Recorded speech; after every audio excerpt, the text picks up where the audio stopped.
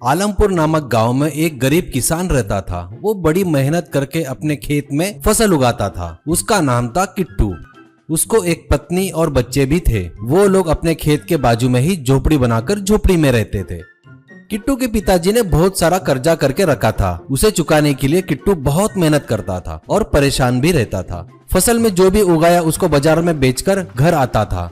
वो देख कर्जा देने वाले तुरंत आ जाते थे। उनको पैसे देने के बाद हाथों में नहीं के बराबर पैसा रहता था। वो देख पत्नी, क्या है जी, इतनी मेहनत करके कमाया पैसा ब्याज में ही चला गया। अब इतने पैसे में अपना घर कैसे चलेगा? ये कर्जा कब खत्म होगा जी? किट्टू, हारे मेरे पिताजी की किए सो गलती की सजा अपन लोग भुगत रहे हैं। उन्हें जो शौक पाल रखे थे उसमें अपनी जमीन जायदाद चली गई और कर्जा अपने ऊपर डालकर चले गए आराम से, कहकर दुखी होते हैं।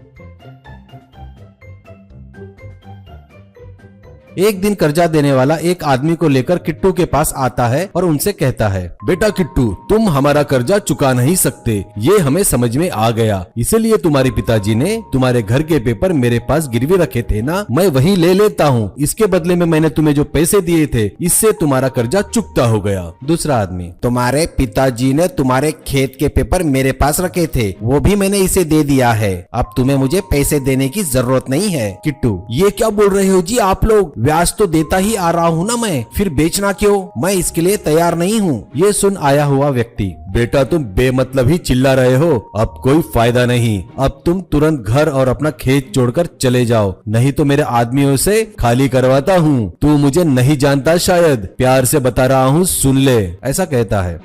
ये सुनकर वो अपना सामान लेकर घर और खेत छोड़कर दूसरे गांव की तरफ निकलता है। बीच में जंगल पड़ता है, वहाँ उन्हें अंधेरा हो जाता है। वहाँ कुछ फल तोड़कर खाकर भूख मिटाते हैं और वहीं पर सो जाते हैं। वहाँ ठंड बहुत ज्यादा होने की वजह से सभी कांपने लगते हैं। सुबह होती है और वो लोग देखते हैं वहाँ पर एक बहुत बड़ा पेड़ होता है और उस पेड़ में बहुत बड़ा होल भी होता है। वो लोग अंदर जाकर देखते हैं तो उन्हें वो बड़ा पसंद आता है। किट्टू अपनी पत्नी से कहता है, अपन पड़ोस के गांव में जाकर काम करने से अच्छा है यहीं रहकर जंगल में मिलने वाले जंगली कंद और शहद जमा करके बेचते हैं तो पैसा अच्छा आएगा। पत्नी, सही बोल रहे हो जी, वहाँ जाकर काम करने से तो अच्छा है यही थोड़ी मेहनत करेंगे तो अच्छा रहेगा।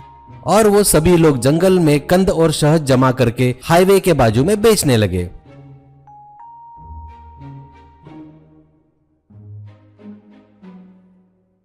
उस पेड़ घर में रहकर बाहर खाना बना के खाते थे और पेड़ के अंदर जाकर सोने लगे। एक दिन किट्टू एक पेड़ पर चढ़ता है किसी कंद के लिए। उसे पेड़ के नीचे कुछ बात करने की आवाजें सुनाई देती है।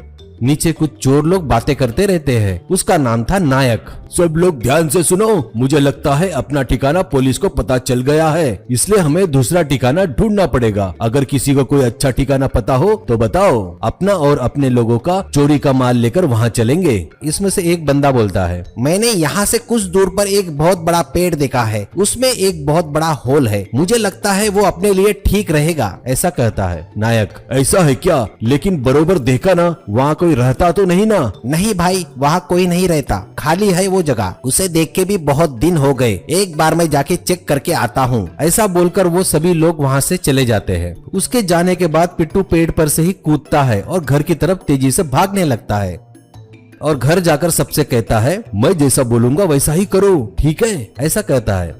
अब वो उनका पूरा सामान लेकर एक पेड़ के पीछे छुप जाते हैं और देखते रहते हैं। तभी वहाँ एक चोर आकर अच्छे से देखता है, चेक करता है और वहाँ से चला जाता है।